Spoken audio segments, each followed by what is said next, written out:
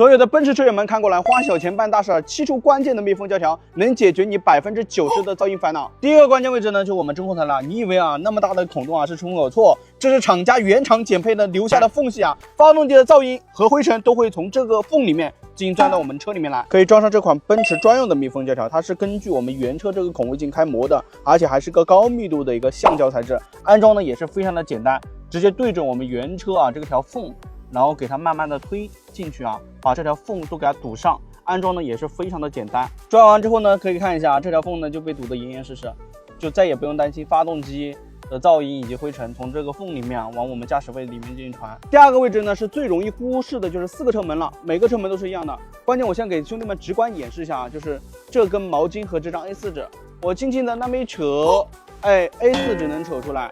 毛巾也是一样的，轻轻的一扯，毛巾也能扯出来。所以说，为什么兄弟们你们跑高速的时候耳朵会耳鸣，甚至胎噪也是特别大，甚至你的车停了一段时间之后，你会发现仪表台里面你座椅上有很多灰尘，就是这个原因。原车4个车门的密封性没有那么的好，所以呢，我们就可以装上这款奔驰专用的4个车门的密封胶条。来，我们现在教兄弟们如何去安装。拿商家送的这个毛巾啊，我们把这个灰尘给它先擦拭干净啊，把这一圈都给它擦拭一下，然后呢，再拿这个助粘剂围绕着这个一圈要安装的位置给它插一圈，让它粘得更加的牢固。安装呢也是非常的简单，直接撕下这个背胶，沿着原车的这一个边框，就原车的密封胶条这里开始安装。安装呢也是非常的简单啊，直接对准这个位置，边撕3门胶边按压。4个门呢都是一样的安装方法，安装呢也是非常的简单，边撕边按压，围绕着这个原车的密封胶条围绕一圈安装就可以了。多余的部分呢，我们就给它用小刀给它裁掉啊。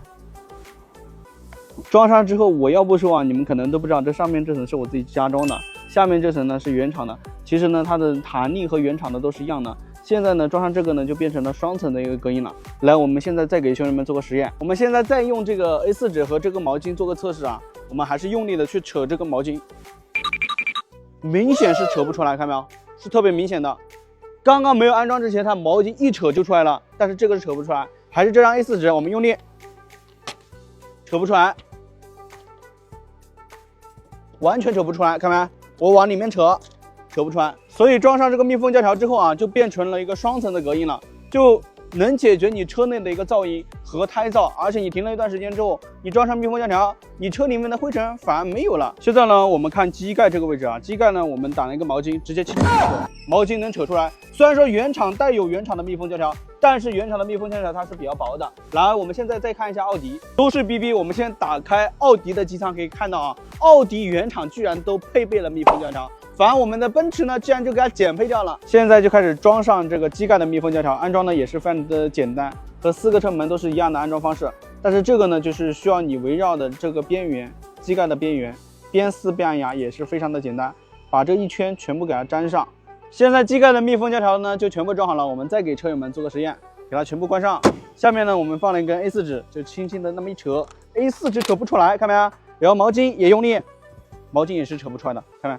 怎么用力去扯，扯不出来，说明什么？它这个变成双层的一个密封了。所以话，这个密封胶条能有效的阻挡灰尘。后备箱呢还是一样的安装方式，把这个背胶给它撕下来，把这个按照我们原车的这个边缘给它粘上。安装呢也是非常的简单，直接给它撕到底，全部给它装上。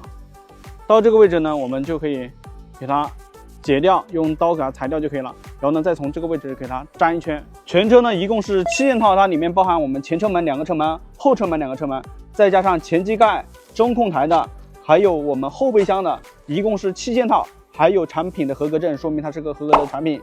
关键呢还有注意事项、安装的说明书，还给我们贴心的送了一根毛巾，还带有一个这种盒子，很精美的盒子。装完之后就跟像原厂自带一样的，全车的密封胶条都有，关键的价格也给兄弟们打下来了。奔驰所有车型密封胶条都有，有需要的车友给兄弟们放到视频下方小黄车了。